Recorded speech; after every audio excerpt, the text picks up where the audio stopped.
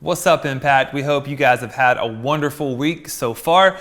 We're so excited to be wrapping up our series on Joseph. It's called What to Do When You Don't Know What to Do. And Jake is going to be speaking tonight, talking to us about how our problems and our pain that we have faced in our past can sometimes point us to our purpose. So we have an awesome word coming. I hope you guys are encouraged by it. I hope you guys have a wonderful week. We'll see you soon. Hey Impact, what's up? It's Jake from the Jamestown location. I'm so excited to be with you today. I'm so excited to be in week 3 of our series titled What to Do When You Don't Know What to Do. To kick things off, I wanted to ask you, what are some of your favorite movies? What are some of your favorite movies? Some of my favorite movies are Toy Story, The Dark Knight, Shawshank Redemption, and Bohemian Rhapsody. I love those movies so much. I've loved them from the first time that I ever saw them. I thought they were fantastic movies. I was really drawn into Toy Story. Toy Story is one of my favorite movies on the planet. And also Dark Knight. Like, I love Batman. Batman's my favorite superhero. I love it so much. But I was thinking, like, what brings us into loving these characters? What brings us into attaching ourselves to these characters? You see, one thing that I did a little bit of research on was that movie producers will actually take their characters and they want to make them seem more relatable to you and I in movies. They want us to be attached to these characters as if they are real people. And the way that they do that is they give them human-like or people-like characteristics. They give them things that will make us pull into them or things that will make us lean into what they have to say. And you know, I really love the idea that producers do this intentionally. But one thing that they do is they give them problems. They give them things that they deal with that we could relate to because it's things that we would also deal with. It's problems that we would also deal with. And the way that they do this is they give characters a backstory. So in order to understand why we love characters so much, we need to understand the idea of the backstory. We need to understand the backstory. The backstory gives us a deeper look into a character.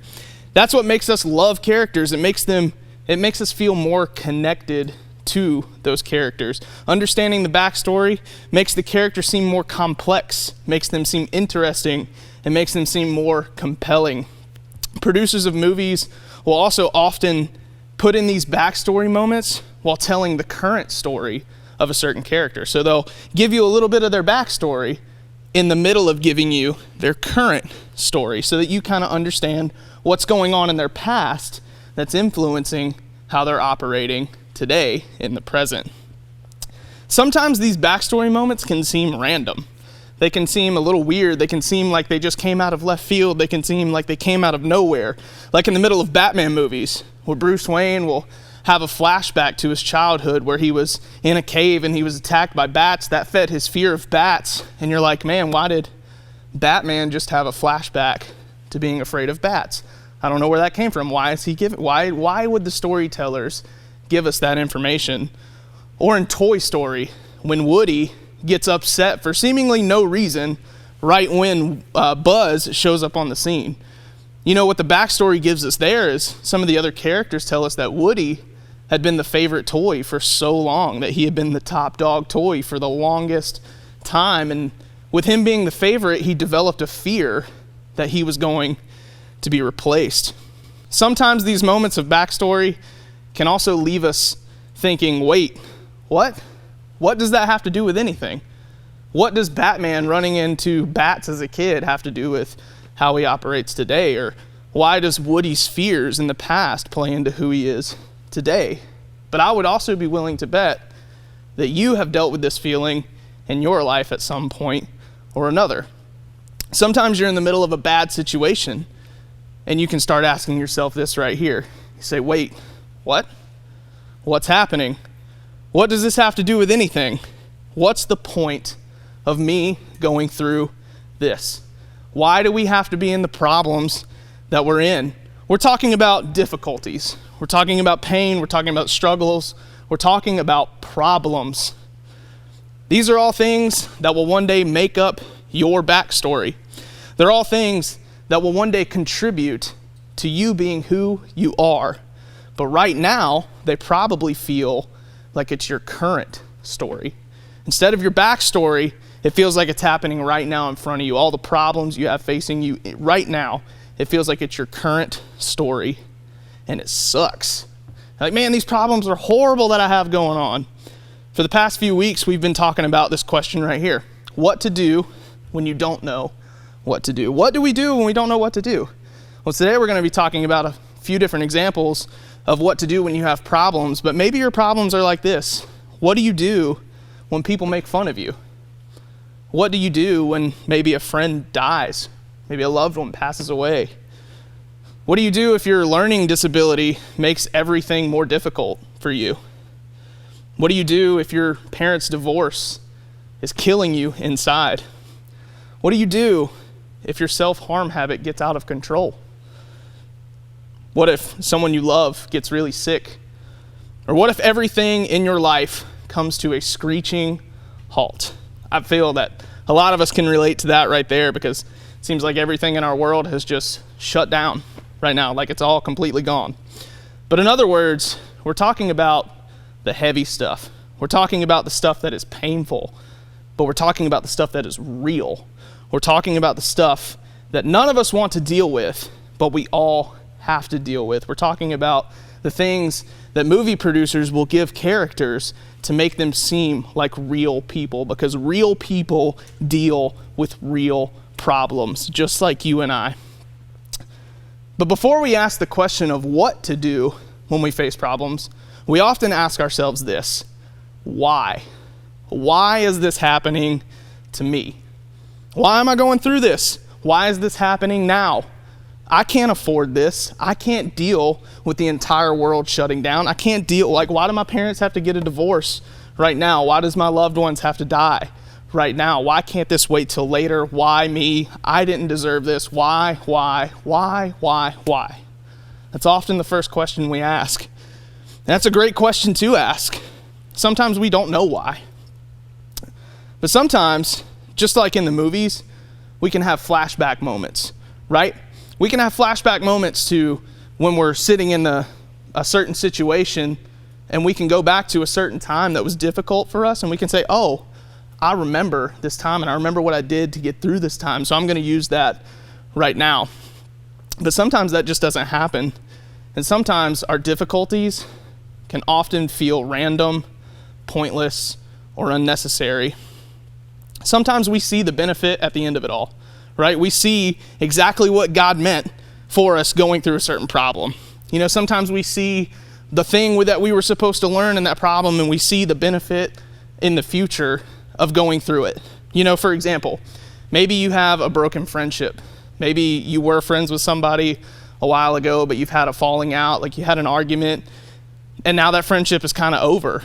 And looking back on it, you look back at the friendship and you're like, man, that friendship actually caused you to make some pretty poor decisions, right? We've all been there. I've been there. I've made horrible decisions because my friends thought they were cool. And you know, you look back at it and you're like, that's not the decision that I'm proud of. That's not the decision that I would even make on my own, but I thought my friends would want me to make those decisions, so I did it. And now the friendship is over, so you're not making those poor decisions anymore. And while it may hurt that the friendship is gone, you look back on it and you're like, man, it was probably for the best that friendship ended for me, for my personal interest, so that I can make better choices. You know, so that's all nice. That's all great for us to see the end goal, to see the purpose of our problems when we go through them. But sometimes that's just not reality. In fact, most of the time, that's not reality. Sometimes it doesn't happen immediately. Like, you know, in the friendship example, once the friendship is over, you can take 20, 30 minutes, reflect on it, and say, actually, it's probably best that friendship is over. Sometimes it takes forever to get an answer up to when your problems are going to pay off. You know, sometimes it takes a long time, and sometimes we don't always get that. Most of the time, things that don't feel good seem pointless. We've all had experiences in the past that hurt and feel pointless. You know, maybe you've gotten cut from the team. You got cut from the sports team that you really wanted to be on, or maybe you didn't get cast in the school musical. Maybe you are going through pointless drama with friends or family that, you know, doesn't need to be there, but it is, and, you know, it just seems dumb. that it's there, but you got to deal with it because it's your friends or it's your family. Or maybe you're seeing the entire world shut down because of an outbreak. You know, it feels pointless. It feels like there's no point of me being here in this problem, but I have this problem. And guys, you know what's worse than just feeling like the problem is pointless? It's this right here. In real life, unlike the movies, our problems usually don't get answered by the end of them. You know, our problems usually don't have an answer. It's usually just a problem that we have to deal with. I would say 9 times out of 10, the problems that I've dealt with in my life didn't get an answer, but there are problems that did. You know, the outcome may be different than what we expected. Sometimes our problems can lead to more problems. Like, what the heck? Like, I don't want that, but sometimes that's reality. But when we find life confusing or difficult, we can actually learn and do something about our problems. We can learn from people who went through similar situations. And that actually brings us to the story of Joseph. You know, Joseph, the story of Joseph occurs in the Bible in the Old Testament. Basically, that's a fancy way of saying that it happened long before Jesus showed up. Long before Jesus was alive, this happened, and it was written down. Here's a basic recap of what happened to Joseph, where we're going to pick the story up. So Joseph had brothers, right? Joseph was sold into slavery by his own brothers. So his brothers betrayed him, sold him into slavery, just so they could get a quick buck, whatever it was. He was taken into a foreign country, which was Egypt, where he was forced to work for a high-powered official. So he just went from being a free man to having his family betray him, and now he is a slave in a foreign country where he does not know the culture, right? He knows nothing, but now he's a slave. And then, after he was a slave for a little bit, Joseph was falsely accused of doing something that he didn't do, and he was thrown into prison. So now he's gone from a free man to having his family betray him, to being a slave, and now he's in prison, right? His reputation's ruined because everyone believes he did this thing that he didn't do, but now he's in prison for it. And so I think if anybody had the right to say, why me? Why am I going through this? It's Joseph, right? And that's where we're going to pick the story up. Joseph is in prison for a crime he did not commit, and then he starts to make some new friends, right? So let's check this out. Sometime later, the cupbearer and the baker of the king of Egypt offended their master, the king of Egypt. Pharaoh was angry with his 2 officials, the chief cupbearer and the chief baker, and put them in custody in the house of the captain of the guard in the same prison where Joseph was confined. So what's happening here? So first off, let's define some characters. Pharaoh is basically just the king of Egypt. The king of Egypt, Pharaoh, they're the same person. He is the boss man of Egypt, and what he says goes. If you work for Pharaoh and you make him mad, basically all he has to say is put this person in prison, and you go to prison. So that's what happened with his baker and his cupbearer. These people worked for the king, and they made him mad, and so the king basically says, all right, you're going to prison. So they send him off to prison, and he's in the exact same, or they put these 2 guys in the exact same prison as Joseph. So Joseph now has the opportunity to look at these 2 guys that are high-ranking officials within the Egyptian government, within the Egyptian kingdom, and now he gets to start making friends with them because they're in the same prison. So let's pick it up right after that. After they had been in custody for some time, so a little bit of time passes by, they get put into prison with Joseph. Joseph makes friends with them, and then this is what happens. Each of the 2 men, the cupbearer and the baker of the king of Egypt, who were being held in prison, had a dream on the same night. And each dream had a meaning of its own. When Joseph came to them the next morning, he saw that they were dejected. Dejected is just a fancy word for looking sad, that they looked bummed out, that they were confused, sad, all kind of at the same time, right? So he asked Pharaoh's officials, who were in custody of him in his master's house, why do you look so sad today? They answered, we both had dreams, they answered, but there is no one to interpret them. Then Joseph said to them, do not interpretations belong to God? Tell me your dreams. So there's a couple of fascinating things going on here. First off, I think it's really cool that Joseph was able to build this relationship with these 2 officials, right? He was able to build a relationship to where he was then able to ask them what their dreams were. See, dreams were something that happened in the Old Testament. God would give people dreams, and then you had people who would interpret those dreams. It's not really something that happens today, but there were people who would interpret those dreams who were followers of God, and they could tell people what God was telling them through their dream. So these two Egyptian men aren't followers of God whatsoever, but Joseph is. So Joseph has the ability to interpret these dreams for these two officials, right? I think this is fascinating. But here's the coolest part. Joseph is a follower of God, and he's sitting in prison for something he didn't do. Most people would just say, I'm pissed off at God. I'm in prison. I didn't deserve any of this, so I'm not going to follow God. He led me here. I'm not going to follow God in this, but that's not what Joseph did. Even though Joseph was in the middle of a bad situation, he continued to honor God. I think that's fascinating. He was in prison for something he didn't do, and yet he still chose to be loyal to God. He then interprets the dreams for the two officials, also who were his enemies to begin with. He became friends with them, but really they were his enemies. These were the people who imprisoned this man. He should be mad at them, but he's not. So he interprets their dreams, and then when he interprets them, he tells them with perfect accuracy what was going to happen, and then it happened.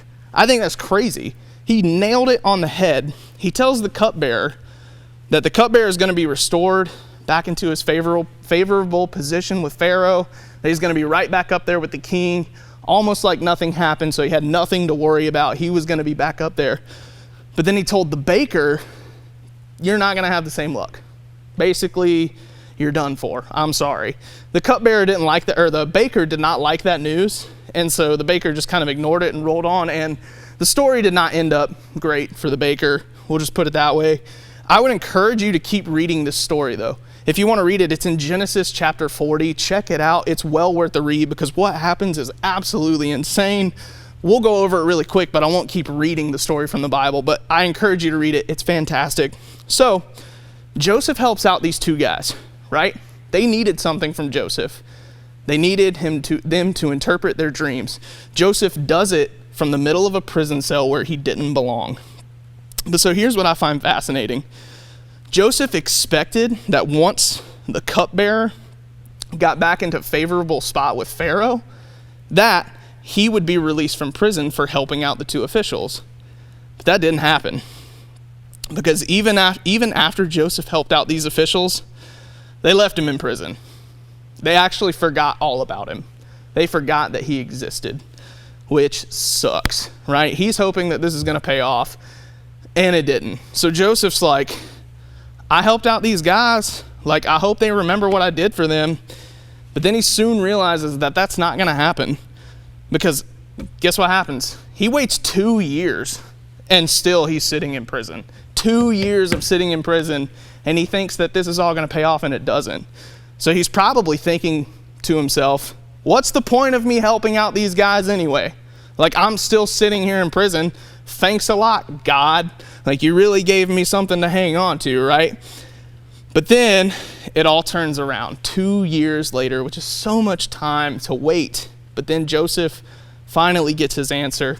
The king of Egypt actually had some pretty troubling dreams, right? So the king winds up having these awful dreams that scare him to death, and he needs somebody to interpret them. They knew that these dreams needed to be interpreted, but there's no one around the king who can interpret these dreams. It's not there because they don't have any followers of God there to do it. That's when the cupbearer actually says, oh my goodness, I remember this dude when I was in prison. Hey, king, I know it wasn't really cool when you did it, but you threw me in prison like 2 years ago. I'm not going to hold it against you or anything because I don't want to go back to prison. But I met this guy in there who wound up interpreting a dream for me that told me I was going to be back in good graces with you. So it seems like it worked because I'm back in good graces with you. So you might want to go have this man interpret your dreams too. And so that's exactly what the king does. The king calls for Joseph, and Joseph goes to the king to interpret these dreams. Joseph tells the king exactly what these dreams mean. He predicts that the nation of Egypt is going to go through all types of horrible things, right? And the king is terrified. But Joseph, he knows Joseph can lead them through it because Joseph knew what was coming.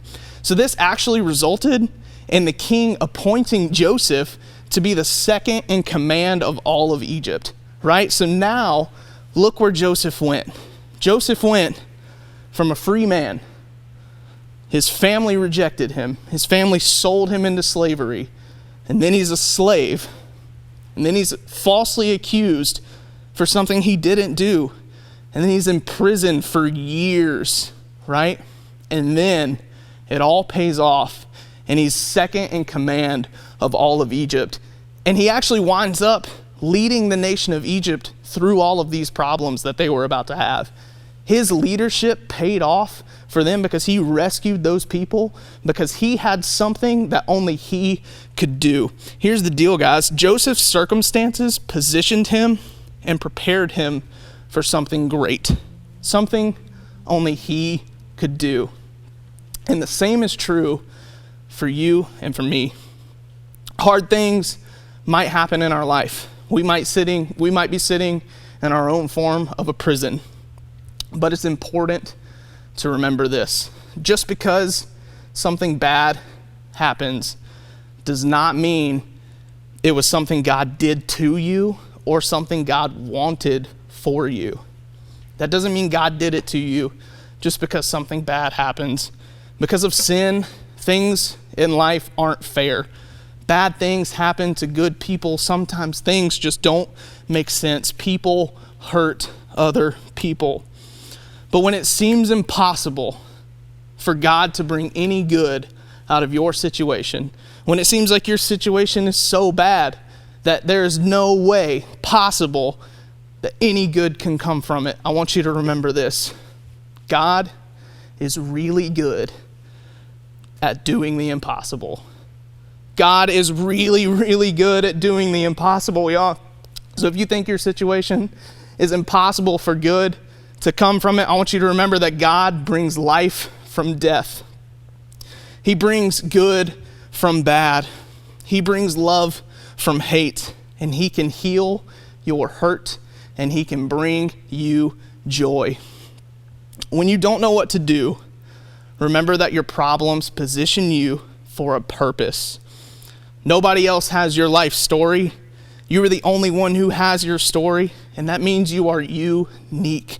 Just like Joseph, God has something for you that only you can do. You can become a person who sees other people hurting, and you can help them get through their story. Their current story is not the end of their current story, just like your past was not the end of your story, right?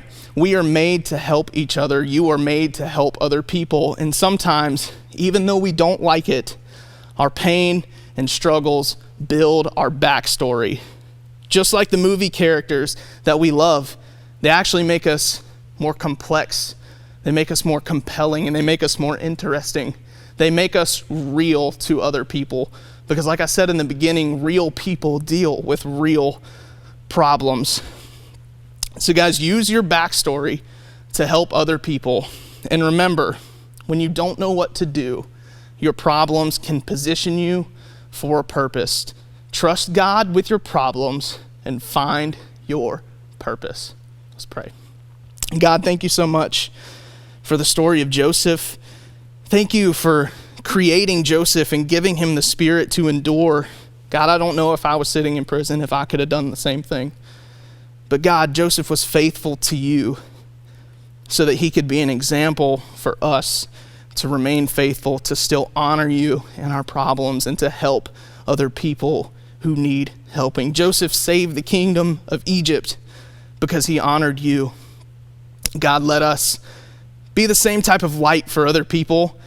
Let us use our problems so that we could learn from them, so that we could help other people out of their problems. Our past doesn't define us, God. You've told us that.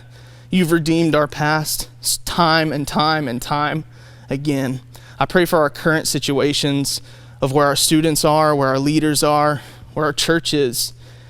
God, I pray that you would use this current crisis so that we could learn from it and glorify you in amazing ways in the future. And God, we just want Jesus to be glorified in all that we do. It's in his name that we pray. Amen. What a great message there from Jake, talking about our problems and how we all have times in our life when we don't know what to do with our problems. But y'all, what if we flipped it? And what if we said, hey, what if our problem right now we're facing could be an opportunity for us to help somebody else in the future when they're going to struggle probably with the same thing you're facing out in Jamestown or Oak Ridge or Kernersville, in middle school or in high school right now. Guys, that was awesome. Thank you so much for that word, Jake. We hope you guys are staying encouraged. We hope you guys get ready to connect with your small group right now, virtually. The questions are down below this description right here in this YouTube video, so check out the questions, and then FaceTime or Zoom or whatever house party you guys are doing, whatever games you guys are playing, have fun with your group, y'all, because we're Impact Strong through this whole thing. We love you guys, and we're praying for y'all. Hey, and one thing too, by the way, if you're out here watching and if you've never been to Impact or you don't really have a small group, guys, please let us know. Message us at Impact Summit for Kernersville or for Jamestown or for Oak Ridge, and we will get you guys set with a group, because we can't wait to get you connected, because y'all, we need each other in this. We love you guys. We're praying for y'all. We cannot wait to see y'all next week. See you, Impact.